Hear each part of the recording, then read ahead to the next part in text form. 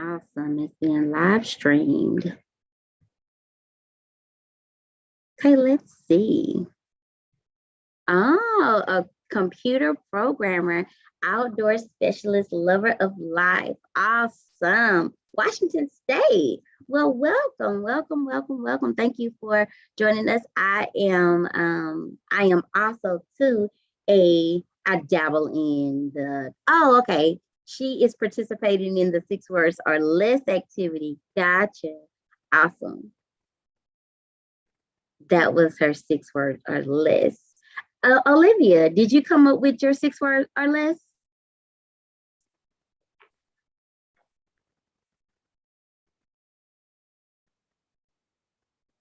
I'm actually going to put Grace on the spot. Grace, can you tell us your story in 6 words? Ooh, I hadn't prepared. Let's see. Well, I'm going to share mine because I had a few minutes to think about it. And mine was, which is also going to be the title of my future book whenever that decides to write itself. It will be From Running Out to Running Over. From Running Out to Running Over. That would be the story in 6 words. My story in 6 words. From running out to running over. Hello, everyone, and welcome to our one of our talks in the series of Shared Planetary Science. We're so happy to have you here today. My name is Sherelle Webb, and today we're going to be de-jargoning your talks or de-jargoning our talks. Are you guilty of jargon while you're presenting? You think about those things. Are you guilty of that? Have you been in an audience where someone uses an excessive amount of jargon?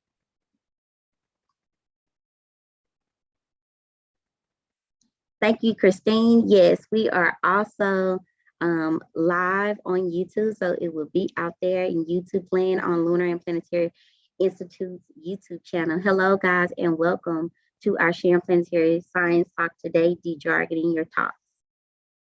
For our icebreaker today, because we will be starting in like 30 seconds, anyone and everyone, would you please put in the chat box, can you tell your story in 6 words or less? That's our icebreaker activity. Mine would be from running out to running over. Okay, and I see that Grace put down cat person, bookworm, night owl. And Olivia put down nature and communication fan doing SciComm. All right. All right, Olivia. Thank you. And here is Stephen, Mr. Stephen Smith. He's coming on in. So thank you, Stephen, for joining us today. What is everybody else thinking? Anyone else have a successful 6-word version of their story? Stephen, do you want to mention something about this as we're getting ready to get started? Sure. So this is a really cool tool that I use when I'm working with students, whether in the classroom or in presentations. I also use it when I'm working with teachers. And it's just a kind of a good way to get to know the room, in which we'll talk more in just a minute about why that's important. But just to give you an example, my 6-word memoir is Lost Kid Finds Home at NASA. This comes from a really cool apocryphal story about Ernest Hemingway, who is one of my favorite authors, an absolute dumpster fire of a human being. But so the story goes, he was in a bar, in the middle of a bar bet, because again, you know, alcoholic. And he was challenged who could write the shortest story, and his was For Sale Baby Shoes Never Worn. So it almost acts like a Rorschach test in some cases, and it says more about you, what you take from it, than what maybe the person meant. Because, you know, some people heard that the baby shoes thing, like, oh, the poor baby, and others like, oh man, they bought too many shoes. So it really kind of depends on where you are for those. But it's challenging, and it's really fun in a room full of very well-educated adults to watch everybody counting on their fingers to get to 6, using their digital calculators, if you will. So it's a really good way to get to know the room, and just a fun activity, I think. Does anyone else want to enter in the chat their story in 6 words? We'll give you just a few more seconds, and then Sherelle's going to continue with our program now that it's time and we're getting started. Digital calculator. Using nice digits, polite digits. Good one, Christine.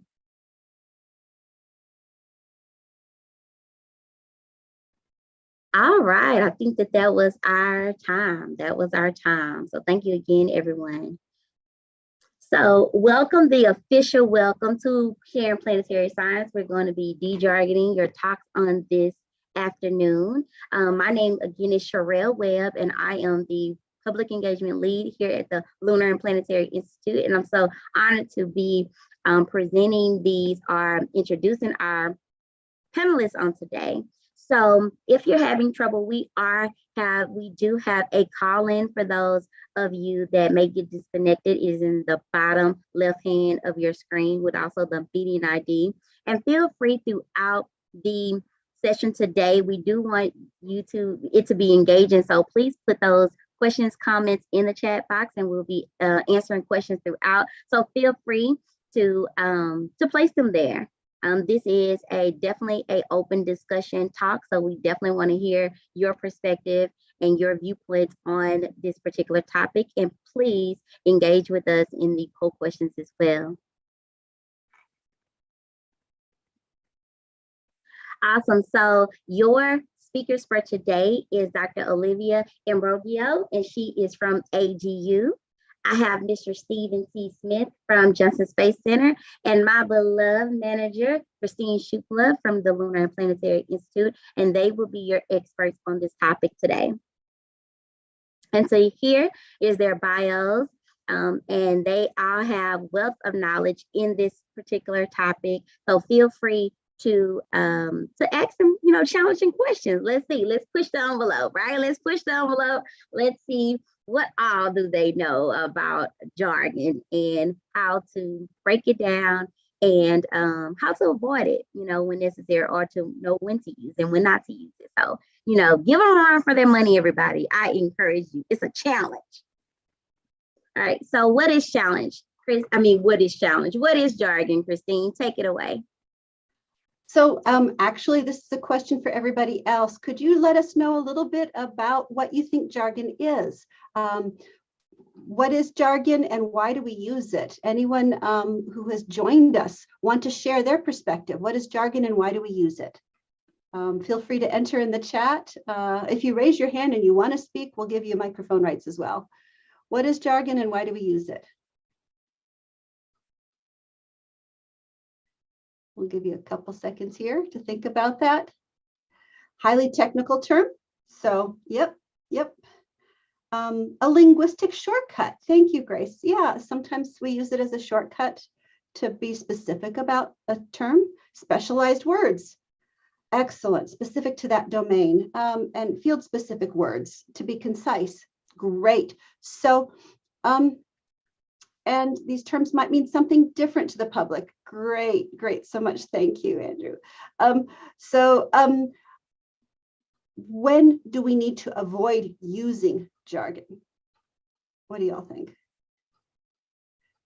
You guys know the answers. You're doing great. Yep. When do we need to avoid using jargon, and why do we need to avoid using jargon at times? When we want to be understood, we need to avoid using jargon anytime you want to be understood, because it can create some misunderstandings for any audience, really. Always avoid using jargon when speaking to somebody who's not in that domain. So if you're at a conference, the jargon that you use might create confusion when you're doing a public presentation, when you're wherever you are. It could be appropriate in certain areas, as long as you're speaking to the same people who use the same terms exactly the same way you do, and you're sure that everybody in the room speaks the same way. So there could be some issues depending on circumstances. Let's go ahead and move along, and I think we are going to stop. Excellent. Thank you, Kathy. let's stop. Okay, and it can, some examples here. We've got a few terms: morphology, volatiles, NEOs. These are terms that are very specific to certain groups of people and might not mean anything, or might mean something completely volatile. You picture people's brains exploding in anger, as opposed to, anyway. Let's get started. Olivia, take it away, and we'll stop sharing and let you share. Okay, great. Thanks, Christine and Cheryl. All right. Let me share. And let me get it into slideshow mode. So thank you all. All right. So, oops, let me just as I start, I just want to talk a little bit about some things to keep in mind. And Christine, you've already kind of covered this, but almost nobody knows what you're talking about when you're talking about science. And I say this as a scientist myself. You know, I have a lot of education. I'm pretty smart, but this is my expression when I hear about the science of a lot of people outside of my field. And that's just, you know, as what we were just talking about, everything is so specific. I remember in grad school, I was in a general bio department, and the folks from the sort of botany ecology side of things would talk, and they talk about studying acer and betula and quercus, and I would not know what they were talking about. And sometimes they didn't even have pictures. If they had just said maple and birch and oak, it would have been a whole different experience for me.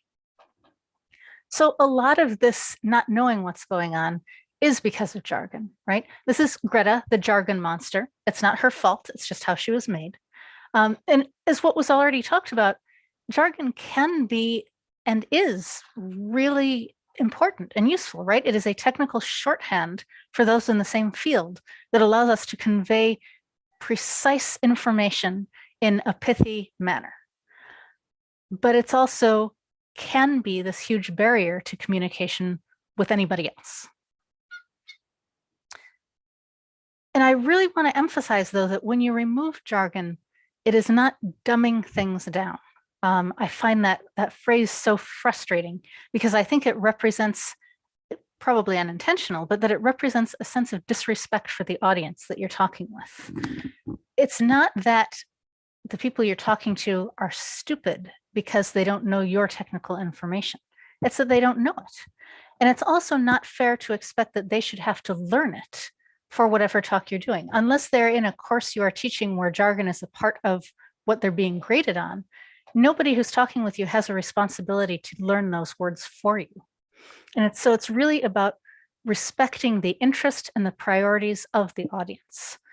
And that means things like using clear and simple terms, avoiding technical terms and acronyms, providing context, and not getting bogged down in minor details that aren't going to mean much to people outside of your field. So again, I perceive jargon as sort of everything that is creating this unintentional barrier between you and your audience that has to do with word choice and syntax. So the technical terminology, undefined or excessive acronyms, you know, we can think of something like ESA. Well, I think of that and I think Ecological Society of America or Entomological Society of America, but maybe it's the European Space Agency, maybe it's the Endangered Species Act, right? Lots of different meanings, obscure words, unnecessarily long words, and then the words with multiple meanings. And somebody brought this up in the chat earlier. Words that mean different things to non-scientists or people outside of the field versus those in it. So for example, when most people hear modeling, they're not thinking about computer simulations, right? And I actually had someone come up to me after a workshop, a scientist, and say, oh my gosh, it's true. I asked a guy if he did modeling and he thought I was hitting on him. So, you know, keep this in mind. Mean, most people aren't thinking about math. Fault, depending on the circumstance, people might not be thinking about earthquakes. They might be thinking about blame. I drew this because, again, coming from a sort of biology background, the ways that people use productive are not quite the same. And we at AGU and Sharing Science have this toolkit that lists a bunch of these words with multiple meanings and also sort of gives you a little sense of what is jargon that you're using and what isn't, and maybe how to avoid it. Like the one that I would highlight on this little jargon quiz is, when you defend using it, do you say things like everyone should know what it means? That's a pretty clear sign that that it's jargon and you need to get rid of it. Now, I'm not saying get rid of every jargon word or certainly every word that has a different science meaning than a public meaning. Just try to reduce it as much as possible.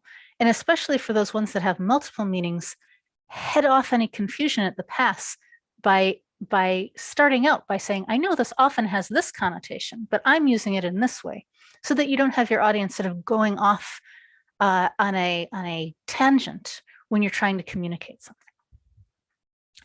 Now, that said, even when we have the best of intentions about getting rid of jargon, it's very hard to really be sufficiently self-aware once you've been plunged into a discipline for a long time. I love this cartoon. Silicate chemistry is second nature to us geochemists, so it's easy to forget that the average person probably only knows the formulas for olivine and 1 or 2 feldspars, and quartz, of course. You know, and this, as absurd as it is, I feel this is how we are, that we've forgotten what an average person is beyond the field. So one technique that we tend to use a lot, that I tend to use a lot to help people move beyond that, is also from XKCD. This is a comic created by Randall Munroe, who used to be a physicist at NASA and now does comics full time. And one of the ones that he did was the Upgoer 5. And this was a schematic of the Saturn V rocket described using only the 1,000 most common words in the English language. Only he said 1,000 words because 1,000 was not one of them. And it's kind of hilarious, you know, only flying space car and people box. But it also actually describes things pretty well. And this really inspired a lot of people. So one of them, Theo Sanderson, created this Upgoer 5 text editor, and there are some others too, but you can find that one here, where you can enter your study or whatever you're doing in this box, and it'll underline the forbidden words. So you can essentially upgoer what you're doing. So I encourage you all, if and when you have time, to give it a try, because it's a lot of fun. We actually, at AGU's big conference every year, the fall meeting, we have a session where scientists in 5 minutes have to explain their science using only the 1,000 most common words. And it is hilarious. Now, I will say, I would not recommend then taking that to talk to other people, because that actually is dumbing things down. I mean, there's no word for ocean, there's no word for plant. Once you get to that level, it really is in some ways breaking down meaning too, right? But the good thing about using the upgoer is that I think often when we try to just get rid of jargon, we get rid of a word here or there, we just try to replace it. When you do this, you really have to raise everything to the ground and say, okay, what is at the essence of what I'm trying to say? What is the most fundamental part of what I'm trying to communicate? And once you get that in the simplest words possible, it's much easier to build it back up to a conversational level, rather than just trying to do that pick and choose. For those who find this a little intimidating, a sort of gateway to de-jargoning is using plain language summaries. So these are plain language versions of abstracts. They're required for some scientific journals, encouraged for others. AGU journals have these quite a lot. And we have shared a bunch of them using the hashtag SciSummary online, some of the ones that we thought did particularly well. So if you sort of want some inspiration from this side of things, this is again the first step, making it a little more accessible to scientists outside the field, potentially to science journalists, still a few levels higher than you might for a public talk with people who are non-scientists, but it sort of gives you a sense of the way in. And we have a toolkit for this too. We've got all the toolkits at Sharing Science. I'm happy to share these links later. But I also want to mention, using this cartoon based on my sad experiences in graduate school, that although jargon is a problem that needs to be addressed, sometimes it's not the whole problem or the only problem. And that's again, because you really need to think about audience. That is at the basis of all effective communication, right? And bearing in mind things like needing to convey the big picture idea.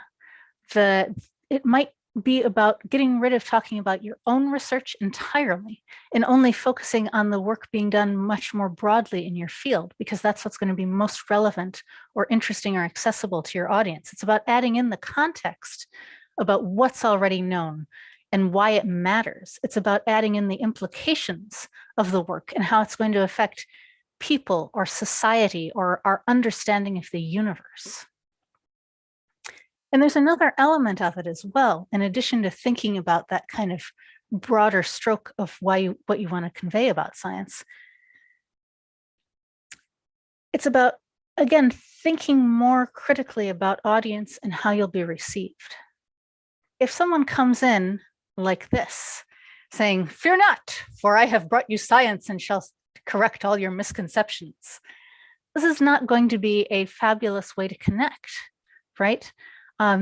Just think about it in part, well, because it's off-putting, but also, there are lots of scientific areas that have been very politicized, for one, right? So that if people are just being presented with facts, however clearly they're given, it's going to be perceived as attacking their political values. And so you have to think of other ways to begin this conversation. Additionally, science for many communities has actually been a tool of disenfranchisement. So if you come in saying science is wonderful and it's for everyone, there are a lot of really good reasons why some people, especially those from various marginalized groups, are not going to believe you and are going to be understandably skeptical. So sometimes too, in addition to thinking about audience and getting rid of jargon and so on, it's worth thinking about whether or not you should be the only person to be communicating with a particular audience, and whether you need to work with someone who might be part of a community, so that you're really building that sense of dialogue and trust instead of just sort of coming in from nowhere. And I also want to point out that, there's a lot of intersection, right, between different social identities and how that affects how we communicate, and that it's also bi-directional. It's worth thinking about this in terms of the audience if you come in as sort of a representative of science. But I also want to acknowledge that for a lot of scientists who themselves are from various historically marginalized groups, they may not be perceived by their audience, or we, in my case sometimes too, as the authority on a subject, even if we're the expert on it. So I just want to acknowledge that there are these other elements beyond jargon that also need to be taken into account as we think about the most effective communication. But I know Stephen's going to talk about that much more, and I look forward to hearing from him shortly. Thank you. Please check out this link tree if you're interested in some of the resources that we have. And with that, I will stop sharing. And thank you so much. While Sherelle is bringing back up, we have a slide for a question for everybody.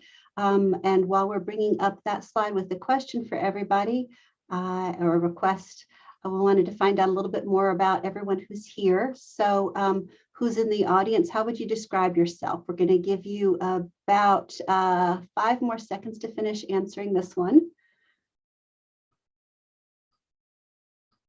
And you can pick more than one answer here because you might be more than one thing, right? And thank you, just to let everybody see who is here with us today. Thank you so much. We've got a big variety, mostly either planetary researchers or student or early career scientists, but we also have some educators, professors, other scientists, and other. And you're welcome. A NASA evangelist, awesome, a NASA evangelist. Thank you. And let's go ahead and let's do one more.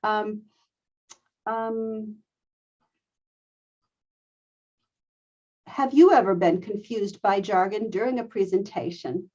And has the use of jargon ever made you disengage from a presentation? You were listening and the jargon just kind of made you stop paying attention. And we're going to give everybody about 5 more seconds to answer here. And while we're doing that, so the Olivia, yeah, thank you so much for putting in that link. Sharing Science for AGU has so many awesome resources. We highly recommend that everyone take advantage of those. And here we go. So Sherelle, can you go ahead and share our slide for our question before Stephen's presentation? And the answer to both of these questions is mostly yes.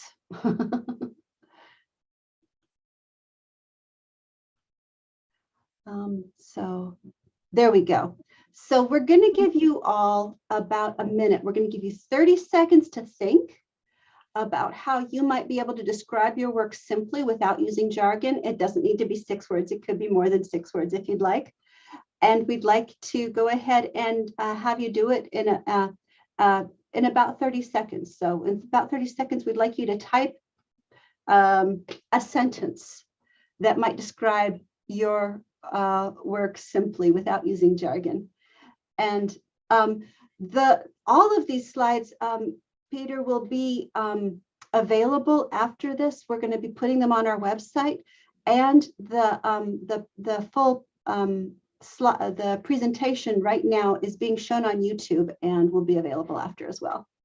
So good point. We're going to give everybody another 30 seconds to finish thinking and then put their answers in the chat in terms of how you might be able to describe your work simply without using jargon. Doesn't need to be 6 words. It could be more than 6 words, maybe a sentence though.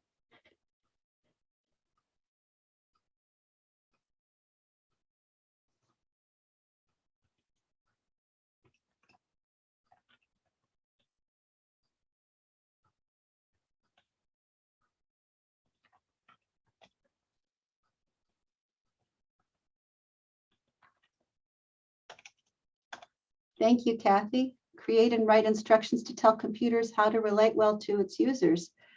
Use the 5-goer upper editor. Big turning ball makes the air go up, and I figure out how it goes up. Awesome.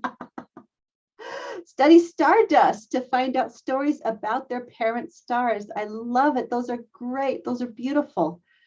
Anyone else have anything to share? Measure the temperature of rocks on planets from orbit, because the heat can tell us the size of the rocks, and that tells us about how they formed and were later eroded. Thank you, Jennifer. Study the motion of the air on Mars. Beautiful, beautiful.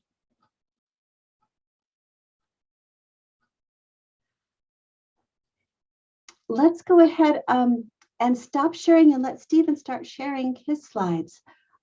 Study how water moves through magma, how planets today understand where water came from. And it moves through magma and planets today to understand. Awesome. They are amazing. Okay, Stephen, take it away. And if you are having any trouble sharing your slides, we do have a copy of them that we can share if you have any issues.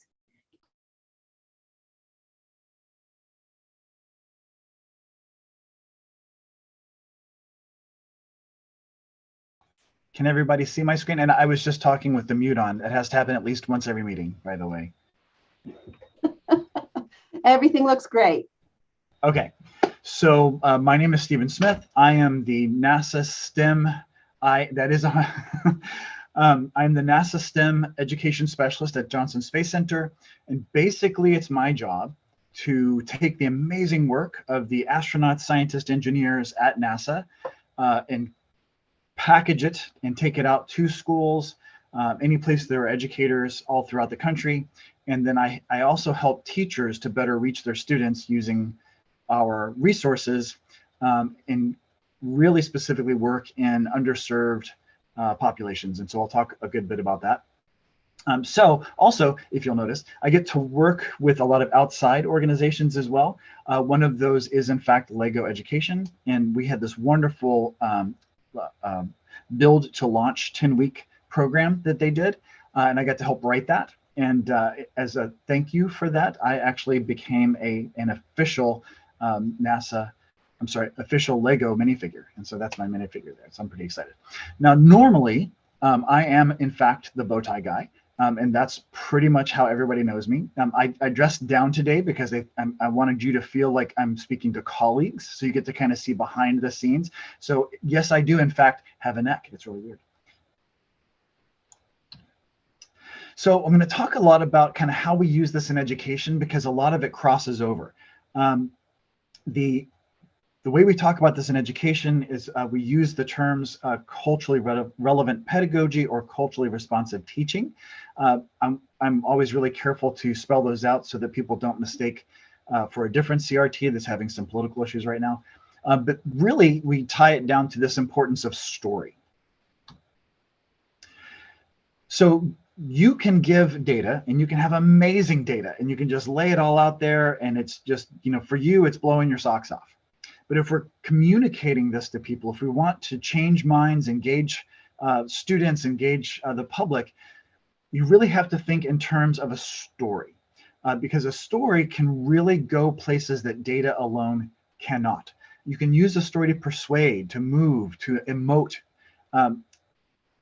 issues that you can't do otherwise. And we're going to dig into this a little bit more as we go forward. So as we're thinking about de-jargoning, as we're thinking about all these different things, a really good way to think about that is kind of thinking about turning what you're trying to express into a story.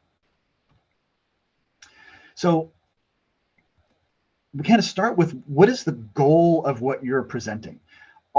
If you're talking to, and as someone mentioned, there are some places, obviously jargon makes sense. So if I'm presenting to a group of my peers and they understand what I'm saying when I say that, I had an IEP meeting for my twice exceptional GT student, and on, then absolutely use that. And if that's my goal is to communicate with my peers, that's one thing. But I think most of us, and what we're talking about here, is our goal is to express the amazing work that we're doing and get the public excited about it, to get that next generation kind of thinking about their place in this thing that we're doing. So there's this wonderful saying from, I'm not even going to try to say that last name, but our good friend Antoine, who was one of the most famous shipbuilders of his time. And when asked, how do you do these amazing things? He basically said, if you just give the blueprints of the ship to the people who are building it, you're only ever going to get the ship you already have. But if you can really inspire people, if you can teach them to love the sea, well, that's where innovation happens. That's where you're going to get a ship that you never even thought of as a possibility for existing, sort of thing. So I way dug into that a little differently, but just to put it in context for you. I tried to de-jargon it for you. So we talked a lot in both of those. You heard the word culture. So if you could, in the chat box, I want you to put what you think I mean when I say culture, because this is actually a jargon thing for my work. So when I say culture, what do you think?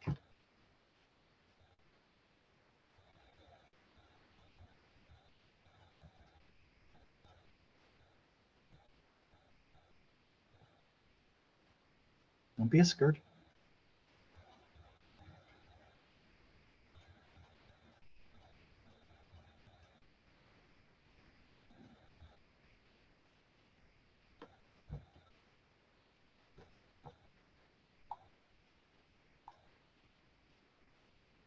Okay. Community, yes. Shared experiences, those in a specific domain. We like that word a lot. Set of norms and values, absolutely. Traditions and social norms. Those are all wonderful, wonderful examples. I love that. Accepted ways of behavior, yes. Absolutely. All of those are wonderful, wonderful answers. A really good, I think, way of saying this comes from one of my favorite people, which is Neil deGrasse Tyson. And I will say, if you don't know who Neil deGrasse Tyson is, we may or may not be able to be friends. But he is a science communicator. This is what he does. And so his way of explaining culture was basically those things that are around you so much that you don't even think of them anymore, that you take them for granted. So he gave this idea of being in New York and kind of forgetting to look up because you're just surrounded by these giant buildings all the time. I got to go to Japan at one point, and when I went into the grocery store, I was stunned by the rice aisle in the grocery store. Not only just was there a lot of it, but there were so many different kinds that I didn't even know existed. In America, of course, if you do the same thing in the grocery store, it's probably going to be like chips and soda or something like that, because America. But but basically, it's those things you don't even think about. When someone says, well, what do you have for your meal on Christmas? And there's this thing that just pops in your head that you didn't think about as being special, but it just is, it is what it is. So the two kind of academics in this area, if you want to look into them more, is Gloria Ladson Billings. And she really talks about using cultural reference. So basically, when you're giving analogies, when you're coming back from your jargon and deciding how to put the thing in a way that's going to make sense to the people in front of you, using the things that make sense to them to impart the skills and knowledge and attitudes and things like that. And then the other one is Geneva Gay, who again really talks about using the characteristics of the culture you're talking to, the experiences of the people in the room, and their diversity as a way to teach them more effectively. And she talks a lot also about the importance of other, and I'll get more into that in just a second. But boiled down from both of them, the idea is using the personal experiences, perspectives, interests, and passions of the people in the room in front of you as the starting point for how you're going to present what you're going to present. The starting point for how you craft your story for this group of people. Now, there's a couple of things I want to add. Geneva Gay talked about other and how important that is. A lot of places I go, I'm very much other. I am, in fact, not standing on a chair in this picture. I'm a very tall person, and the people around me were not so tall. So there are a lot of places that I go, I stand out. And but there's a lot of places where I go where there are monocultures. I taught for 20 years in very low socioeconomic status schools, so very low income areas, and those, many of them were very monocultural, and by that I mean like there were the students' kind of whole life existed within like 6 blocks, and so they didn't have outside influences. There weren't they didn't have a good idea of kind of what was going on around, and so when you're coming into these sorts of situations, you are sort of a conduit to that. You're sort of a conduit to another set of experiences, another culture, and other possibilities that they may not have known were possible for them. My story about that is I was teaching at a predominantly African-American school. And by the way, you may have noticed that I'm not, in fact, African-American. I'm like the 3rd whitest person ever. But my students, high school seniors, were in this wonderful Black History Month program, and these young people on the stage are just gutting me. They're just doing these amazing things. The young woman did the Maya Angelou Phenomenal Woman speech, and it was fantastic. And I'm so moved. My students just were like, meh, whatever. So I asked them, I was like, all right, what's going on? Because the knee jerk is, of course, teenagers suck. But I was like, well, what is going on? And so the answer was, well, for 12 years, every February, we hear these same things. We hear the same stories. We hear the same whatever. And it gotten sort of numb to it. It had become so ubiquitous that it wasn't something that they were even thinking about anymore. Know that when we come in, we walk in the door with our own set of stereotypes and prejudices. Even if we consider ourselves the most woke individual that there is, you still walk in with stuff. And we're going to talk in just a second about language. Some of these stereotypes are kind of typeset into our brains already.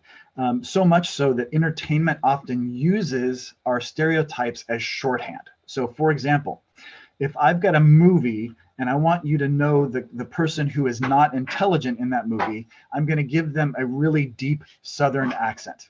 Excuse me. My dog is, I don't know if you can see him. He's like having I don't know what he's doing. Anyway, if you want someone to sound very intelligent, or look very intelligent, you give them glasses and you make them say words that no one understands. And then the assumption is, well, if I don't understand it, they must be smart. You may give someone a very thick dialect from a particular area or a particular cultural group. In entertainment, again, that's even used as shorthand. And so when we walk in the door, and I'm so guilty of this, I was born and raised in, and I will say this properly, in Louisville, Kentucky. And so we used to, boil our eggs and climb the tower and take a shower and all that sort of stuff. And I did that. And it bothered me so much how other people saw me that I very specifically kind of neutralized my accent. So we walk in the door with these, they're there. We have to be aware of them and know that's awesome. My dad was a drill sergeant there at Fort Knox. You need to be aware of them. And when they come up, acknowledge them and just kind of like work through that as you go. Be careful about trying to, for a long time, people had that thing where, I don't see color, they're trying to kind of neutralize, and you say, well, I'm not going to try to go to speak to a culture, I'm just going to kind of hit this neutral middle thing. Well, we tend to think of ourselves as the average. We tend to think of ourselves as the norm. So much so, politicians always talk about the middle class because 99% of us consider ourselves middle class, whether we actually are or not. We sort of think of ourselves as the foundation, the norm, the standard. But if we walk in and don't acknowledge, don't celebrate the variety and diversity in front of us, then we really are missing a great opportunity. This is the one I was talking about where with those sort of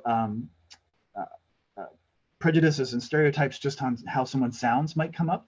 But this is something that happens very often with people who look like me, who go into groups to speak with groups who don't look like me, that they try to sound like that group. And that is never a good idea. You don't ever sound like them, and you always sound like the worst stereotype of whatever that is as you go forth.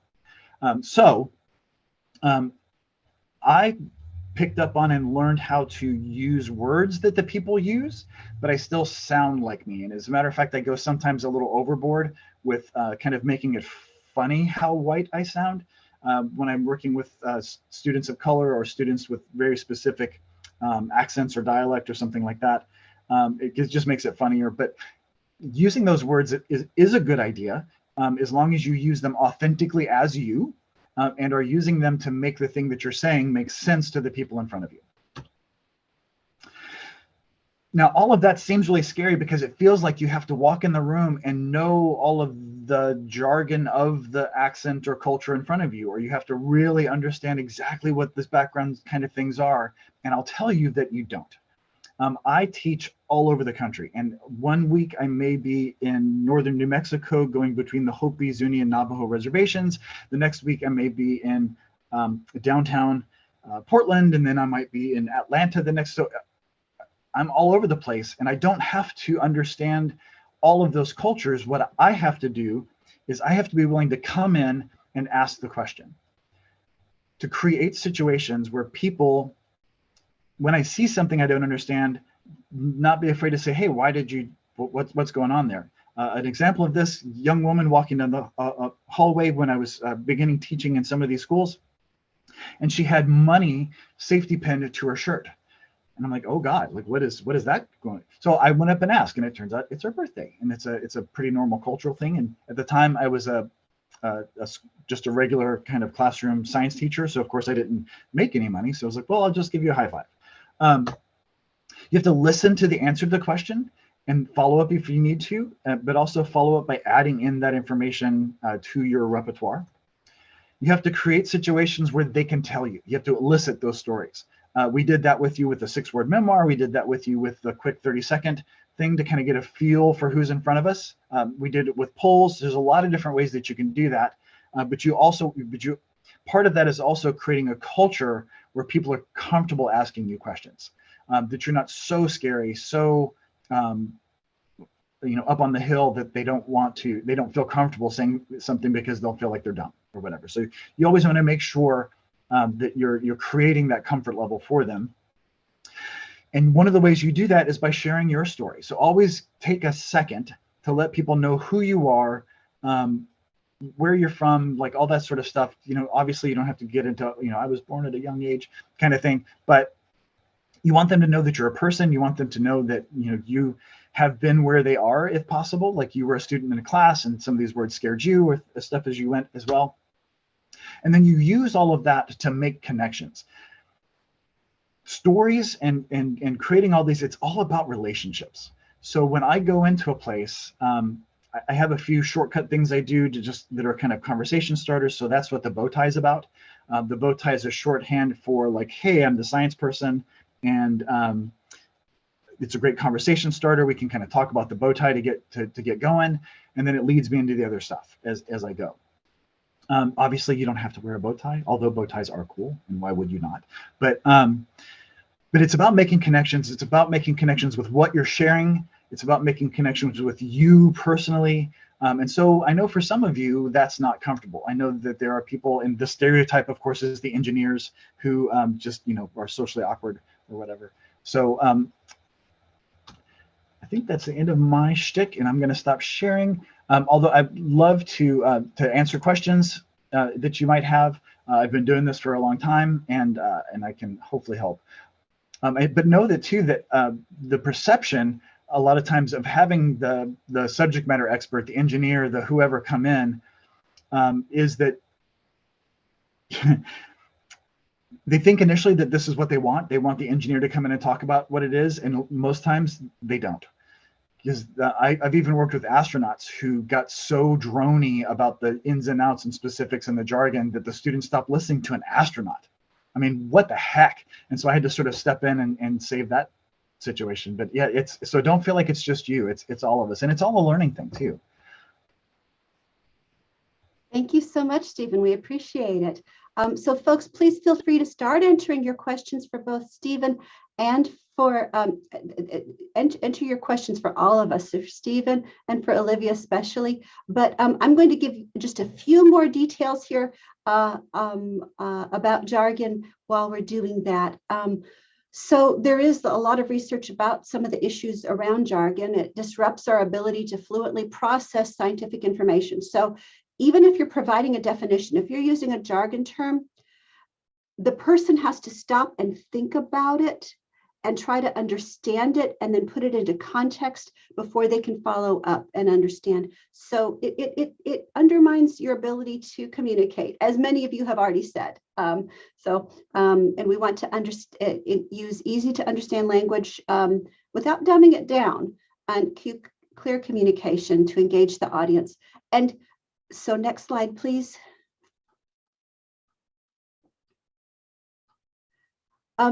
Here are some of the things that Olivia already said. So questions, if you're trying to decide whether what you have is jargon, there's some questions that'll help you decide the answer to that. Is it a barrier to communication instead of a bridge?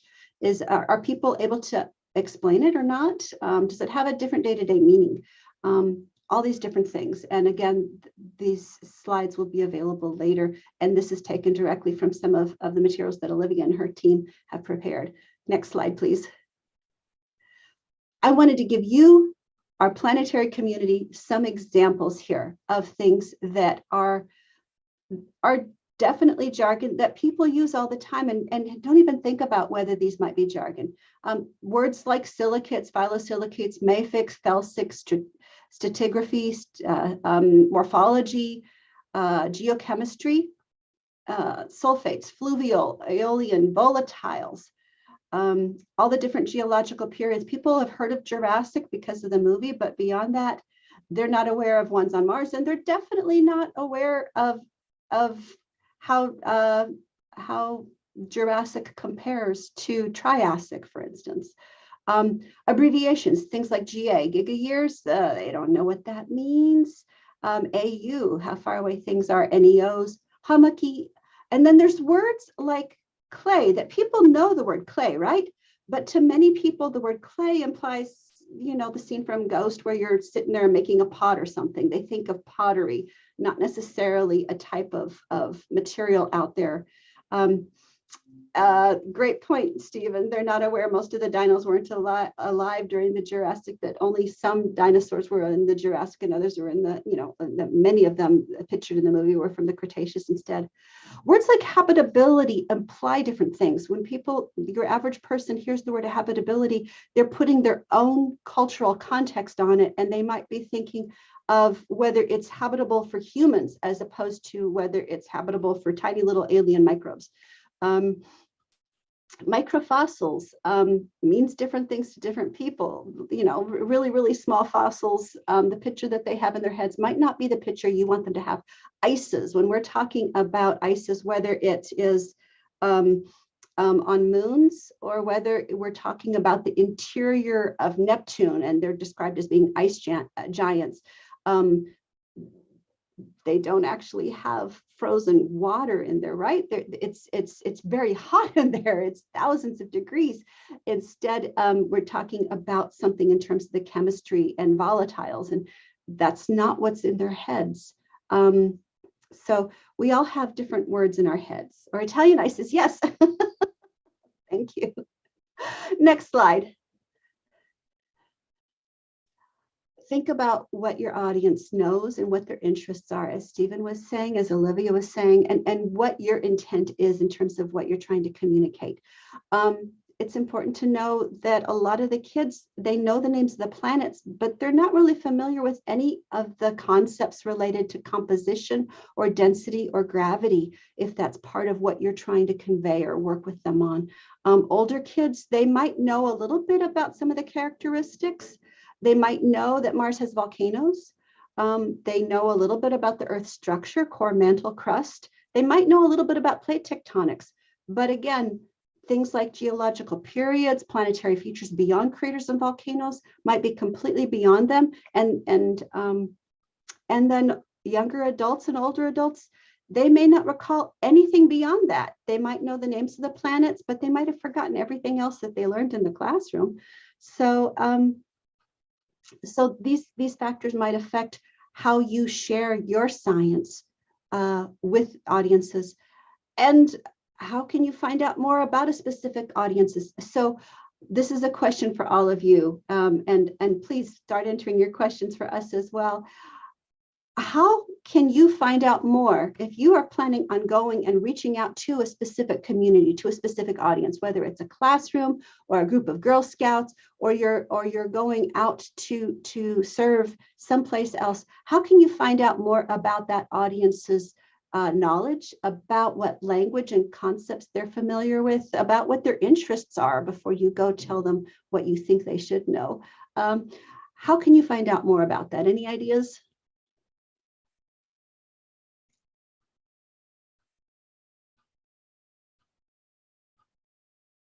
We're going to give you a few seconds to think, and while you're thinking for a few seconds, Grace, I'm going to put you on the spot for just a second. There's something that we do to learn more about other audiences. Okay, Jennifer, ask them, have lots of questions at the beginning and they can be fun. Absolutely. Kathy, talk with the troop. So talk with that group beforehand or ask them during. Absolutely.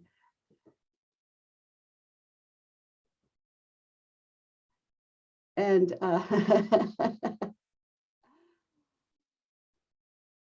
Grace and Sherelle, can you share just a tiny bit about some of the things that we do to know a little bit more about audiences and their interests and what they want to do?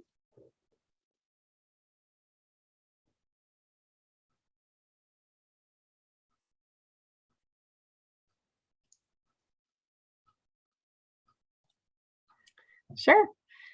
So some of the things that we do, we have ongoing programs. And so during each program, we ask, what did they like? What do they want more of? And then we follow up with surveys that ask similar questions to try to get feedback from the groups that we're trying to reach. And then when we build our next program, we keep that in mind, try to build it to address the previous program, and then keep asking those questions. And then just another thought, if you're speaking to a classroom, you could check out your state's teaching standards and get an idea of if they've been introduced to a topic like plate tectonics in their classroom. But that's just another thing that you might be able to check out. Awesome. Thank you, Grace. And one of the things that that kind of gets to some of what all of you have said is if you can reach out in advance to a member of that group and work with them. So instead of doing something for somebody or to somebody, doing something with somebody where they're a partner, where they're part of what you're doing and part of what you're planning and giving you ideas in terms of it, and running your presentation past your partners who are members of that community, whether it's the Girl Scouts or a classroom or a teacher, or get them to give you feedback even before you go do it. That would be awesome. And of course, there's people like us, like me and Grace and Sherelle and Olivia and Stephen, that you can reach out to us to give you feedback as well. Education experts or communication experts. Next slide, please.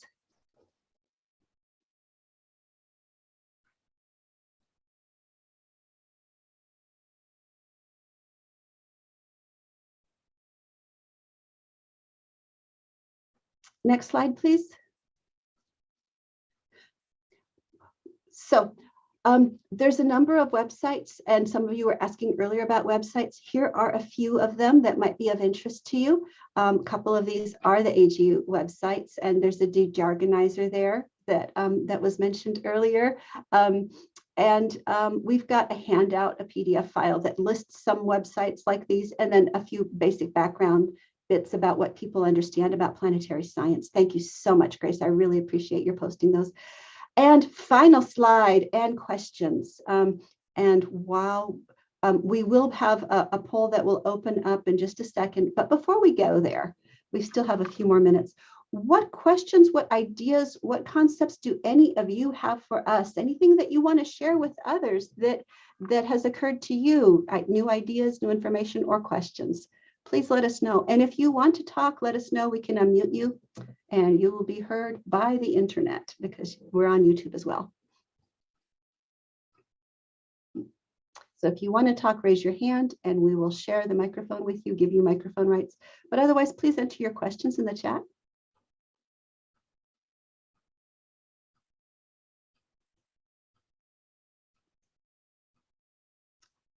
Sure, we will try to get those into a place where you can cut and paste them. Let me see if, let's start with this one. I think part of that is my bad because I cut off the HTTPS part to make things easier. I have another poll for you right now, just for fun.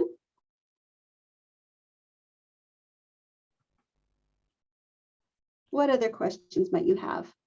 Comments or ideas that you have to share?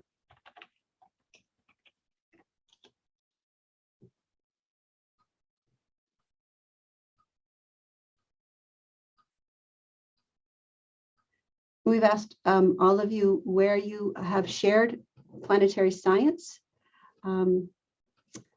Choices include, there's multiple choices. You can pick multiple answers. A public lecture, a college class. I'm going to end poll and let you see these. And then while I'm doing that, all over the place, many of you have actually presented in a classroom. A lot of you have done lectures, observing sessions with telescopes. That's great. Let's go ahead and let's do our evaluation polls. We want to catch you while you are still here. I promise that these ones, we are not looking at who answered what. In fact, we tend to select anonymous in the setup, so that way we can't tell who answered what. So your choices here will be anonymous. We won't be able to tell who felt positive or who felt negative, but we'd very much like to know what you thought about today. We're glad you all came. We've got email addresses there. Please do follow up with us and join future. Our Sharing Planetary Science programs are on a variety of topics on audience goals and understanding your audience itself, on communicating or working with various diverse communities. We'll be doing that one again soon, on using social media. And so we hope you come back and join us again soon. And we want to thank you all for joining us. Cheryl, let's go ahead and let's stop sharing so everybody can see everyone's faces here.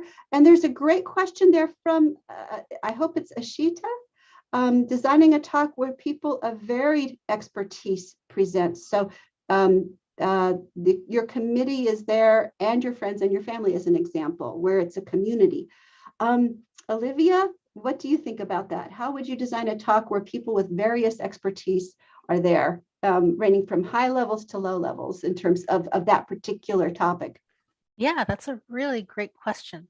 I have heard that the way that some people do this that I think is pretty good is you want to make sure that you're showing your committee that you know what you're talking about, right? But you also really want to make this engaging. So I would say aim for an audience that is much broader than your discipline. Try to reduce jargon, try to convey things much more in the sense of concepts, why this is important, using clear language, getting rid of as much jargon as possible. And then I would say for each section, each portion of your thesis or whatever else, say, and now I'm going to do a couple of more technical slides. And then that can let you also maybe share the most involved figures if you can't, simplify them, or more technical information around methods. so that you're still including some of that information, but you're making sure that everyone is able to see what you've done in a way that they can actually engage with it. Awesome, awesome. Stephen, you have a good point there, but please go ahead. Yeah, so I would add to that too. So I participate in a lot of things like that. So working at NASA, I'm on a lot of panels and things where I'm working with, again, an astronaut or an engineer or whatever. And I get to sort of play, devil's advocate isn't the right word, but I get to sort of be the voice of the kind of non-PhD person. And so having someone who is comfortable talking in front of people, who can kind of either ask some of those questions that they know the people in the audience have, or to really encourage those people that have an ear for, this thing that you just said that nobody understood, or whatever, and that can kind of help to, encourage people to talk, but sometimes just be that person to start the conversation as well. So what do they call, like a plant, if you're in a magic show, to kind of be the person to go, wow, oh, whatever. So yeah. Awesome. My favorite way to do this wouldn't work at a dissertation or a defense. My favorite way to do this is to make it a discussion where different people are sharing their knowledge and reflect. So if somebody says something, I might see what somebody else thinks about what they just said, kind of like I just did. So that's kind of my favorite way is to allow people to share the varied experiences and knowledge within the room. But that wouldn't work at a defense. So that's a little tough. Sherelle or Grace, do either of you have additional thoughts there? I'm thinking about this right now too, Ishita, because my defense is coming up in April. But the way that I like to do it, or what feels natural for me, is to sort of like break the fourth wall and say, like, so this is a kind of technical slide. And then that provides a permission structure for people who aren't going to follow along with the technicalities to sort of just wait until I summarize it. But my committee members can, lean in and get at the details. So I like to say, like, I know that this is technical, or this is definitely a simplification, but I find that sort of helps me to remember that I'm speaking to different audience levels and to let them know I am aware of that, and some of this is not going to be for them. So that's what I do. Awesome. I wanted to interject and say that as a person that coordinates these things for families and children, teens, and then for our adult audiences, it's very intentional when we're writing the description. Now, there are adults that come to our family and children events and ask these like huge questions. It's just like, hey, what are you doing? This is for families and children. Like, how dare you? However, we make sure that in our description that we are prefacing there that this is for this type of audience. And so we've just been mindful that when we do that, that will kind of let everyone know beforehand that this is the type of, like, we're having an activity, or it may be a craft, or the talk that you're going to hear is not going to be high level. Why? Because it's for families and children, right? And so again, as a coordinator, I think that the description has to be very intentional, so the person or the person that's registering to know kind of what they are getting themselves into. Excellent point. Excellent points, everybody. Well, our time is up. We do want to thank everyone for joining us, and we appreciate you.